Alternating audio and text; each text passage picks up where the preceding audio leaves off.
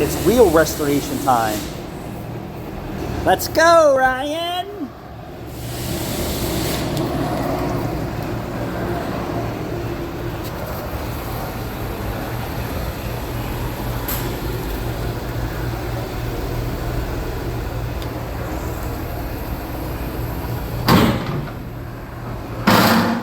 Ew! You got some ugly wheels.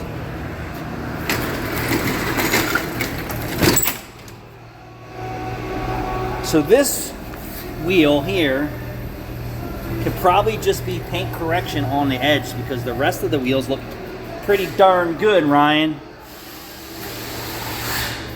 So we're going to correct the edges instead of recondition this whole wheel.